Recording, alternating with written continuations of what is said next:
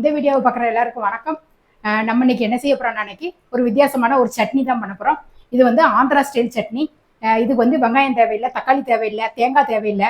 கொஞ்சோண்டு தயிரும், மிளகா, காஞ்ச மிளகா, கொஞ்சம் மல்லி, எள்ளு இருந்தால் போதும்.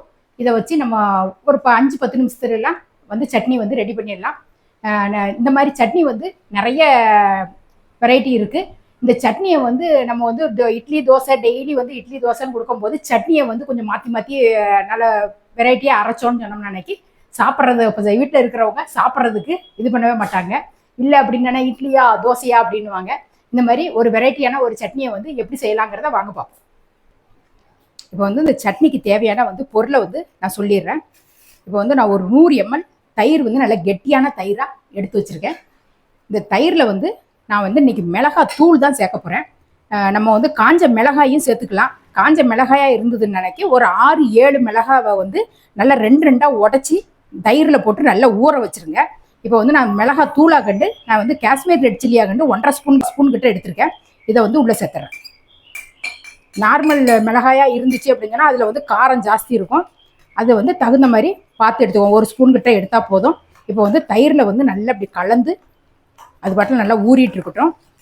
இப்போ வந்து 2 ஸ்பூன் மல்லி, அதாவது தனியா, முழு தனியா, 1 ஸ்பூன் கருப்பு எள்ளு, வெள்ளை எள்ளு எந்த எல்லாம் எடுத்துக்கலாம். 2 ஸ்பூன் மல்லி, 1 ஸ்பூன் எள்ளு, ஒரு 10 பூண்டு பல், 1 கொத்து கருவேப்பிலை, ஒரு சின்ன துண்டு வெல்லம். தாளிக்கும் போது கொஞ்சம் பெருங்காயம் போடணும். இவ்வளோதான் தேவையான பொருள். இதை வந்து வறுக்கிறத பார்த்துருவோம். இப்போ வந்து நல்லா சட்டி வந்து அடுப்பத்தை வச்சு சட்டி வந்து சூடு ஏறிட்டு இப்போ ஃபஸ்ட்டு வந்து மல்லி போட்டுருவோம். மல்லியை வந்து நல்லா கொஞ்சம் நேரம் வறுபடட்டும். அதுக்கப்புறமா எள்ளு போடணும். இப்போ மல்லி வந்து நல்லா கொஞ்சம் லைட்டாக வாசனை வருது. இப்போ வந்து எள்ளை சேர்த்துட்றேன். எள்ளு சேர்க்கும் போது அடுப்பை வந்து நல்லா ஸ்லோ பண்ணிடுங்க. நான் எண்ணெய் எதுவுமே ஊற்றலை, வெறும் சட்டியில் தான் இதை வந்து வறுத்துட்ருக்கேன். இப்போ எள்ளு பொரியறதுக்குள்ளேயே நம்ம இந்த பூண்டையும் கருவேப்பிலையும் உள்ளே சேர்த்துருவோம். இதில் பாதி கருவேப்பிலை சேர்க்குறேன், பாதி கருவேப்பிலை தாளிக்கிறதுக்கு வச்சுக்கலாம். இப்போ வந்து எள்ளும் நல்லா பொரிஞ்சு வருது பாருங்கள்.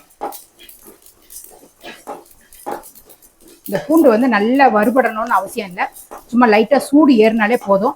அதுக்கப்புறம் வந்து நம்ம சட்டியில் ஊற்றி தாளிக்கும் போது இந்த சட்னியை வந்து தாளிக்கும் போது நல்லா கொதிக்க தான் விட போகிறோம்.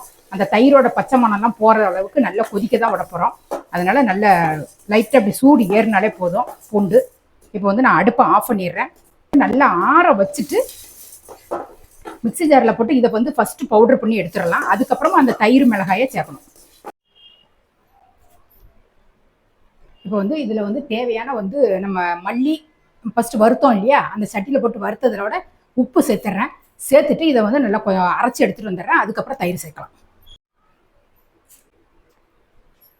இப்போ வந்து இந்த மாதிரி கொஞ்சம் குறப்பாக அரைச்சி எடுத்துருக்கேன். இப்போ வந்து இந்த தயிரும் மிளகாயும் சேர்த்து ஊற வச்சுருந்தோம் இல்லையா, அதை வந்து நான் உள்ளே சேர்த்துட்றேன். சேர்த்துட்டு இதில் கொஞ்சம் தண்ணி சேர்த்து இதையும் நல்லா நைஸாக அரைச்சிடுவோம். இப்போ வந்து நான் தாளிக்கிறதுக்கு வந்து எண்ணெய் விட்டுருக்கேன். எண்ணெய் சூடு ஆகிடுது. இப்போ வந்து கடுகு, உளுத்தம்பருப்பு,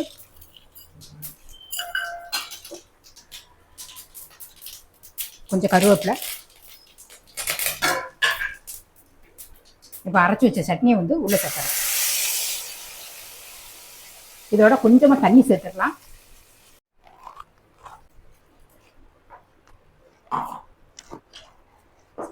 இதை வந்து நல்லா கலந்து விட்டுட்டு கொஞ்சம் நேரம் நல்லா கொதிக்கணும். அடுப்பை வந்து நல்லா ஸ்லோவாகவே வச்சுருங்க. ஏன்னு கேட்டோம்னா அந்த பச்சை மேலே நம்ம இதை மல்லி எல்லாத்தையும் வறுத்துருக்கோம். இந்த நம்ம மிளகா வந்து வறுக்காத மிளகா நம்ம தயிரில் தான் ஊற வச்சுருக்கோம். அதனால் கொஞ்சம் நேரம் நல்லா அடுப்பில் மீடியமாக வச்சு நல்லா கொதித்து வரட்டும் சட்னி. இப்போ வந்து இந்த தயிர் நல்லா கொதிக்கும் போது இந்த மாதிரி எண்ணெய் பிரிஞ்சு வரும். தெரியுதான்னு தெரியல. நல்லா இப்படி எண்ணெய் பிரிஞ்சு வரும்போது இப்போ வந்து கொஞ்சமாக வெல்லம் சேர்த்துக்கலாம். அடுப்பை வந்து ஸ்லோவாக வச்சுக்கோங்க. நான் ஒரு துண்டு வெல்லம் வச்சுருந்தேன் இல்லையா, அந்த வெல்லத்தை வந்து உள்ளே சேர்த்துட்றேன். இதில் கொஞ்சமாக பெருங்காயம் போட்டுறேன். போட்டுட்டு வெல்லம் கரையிற அளவுக்கு நல்லா கலந்து விட்டுருவோம். இன்னொன்று வந்து உங்கள்கிட்ட சொல்ல மறந்துட்டேன். ஃபஸ்ட்டு வந்து தயிர் வந்து நல்ல புளிச்ச தயிராக எடுத்துக்கணும். நல்ல புளிப்பு வந்து நல்லா ஏறணும். நம்ம வந்து இந்த சட்னியில் வந்து வெங்காயம் தக்காளியே எதுவுமே போடுறதில்ல. அதனால் இப்போ தயிர் வந்து நல்ல புளிப்பாக இருக்கணும். இது வந்து வெல்லம் கரையிட்டோம். தயிர் வந்து நல்ல புளிப்பாக உள்ள தயிரை வந்து எடுத்தோன்னு சொன்னோம்னா அன்னைக்கு அந்த புளிப்பு வந்து இந்த காரத்துக்கு தகுந்த புளிப்பு வந்து கரெக்டாக ஆகிடும். அப்படி உங்களுக்கு வந்து தயிர் புளிச்ச தயிராக இல்லை அப்படிங்கும்போது நம்ம அரைச்சிட்டு பார்ப்பீங்க இல்லையா, பார்க்கும்போது புளிப்பு டேஸ்ட் கொஞ்சம் கம்மியாக இருந்ததுன்னா கொஞ்சமாக புளியை வேணால் இது பண்ணிக்கலாம். அப்படி இல்லைன்னா லெமனை கொஞ்சம் லாஸ்ட்டில் இப்படி புளிஞ்சு ஊற்றிட்டோங்கன்னா கூட அந்த புளிப்பு டேஸ்ட்டு வந்துடும். தயிர் புளிப்பாக இருந்தால் கரெக்டாக இருக்கும். இப்போ வந்து நான் அடுப்பை ஆஃப் பண்ணிடுறேன். இது நல்ல எண்ணெய் பிரிஞ்சு வந்துருச்சு. சட்னி வந்து ரெடி ஆயிடுச்சு. இந்த மாதிரி நீங்களும் உங்கள் வீட்டில் சட்னி செஞ்சு பார்த்துட்டு எப்படி இருந்ததுங்கிறத கமெண்டில் சொல்லுங்கள். இந்த சட்னி வந்து ஒரு வாரம் வரைக்கும் கெட்டு போகாது. ஏன்னு கேட்டோம்னா வெங்காயம், தக்காளி, தேங்காய் எதுவுமே நம்ம சேர்க்கலை. இதை வந்து தனியா, அதாவது மல்லி தான், முழு மல்லி தான் சேர்த்துருக்கோம். அந்த முழு மல்லி சேர்க்கும் போது நல்ல ஒரு வாசனை வரும். முழு மல்லியும் எள்ளோட வாசனை வந்து அந்த மிளகாயோட இனிப்பு டேஸ்ட், ஒரு கொஞ்சோண்டு வெல்லம் போட்டிருக்கோம், அந்த இனிப்பு டேஸ்ட்டோட ரொம்ப டேஸ்ட்டாக இருக்கும். இந்த சட்னியை செஞ்சு பார்த்துட்டு எப்படி இருந்ததுங்கிறத கமெண்ட்ல சொல்லுங்கள். இதே மாதிரி அடுத்த ஒரு சூப்பரான ஒரு வீடியோவில் நான் உங்களை சந்திக்கிறேன். நன்றி, வணக்கம்.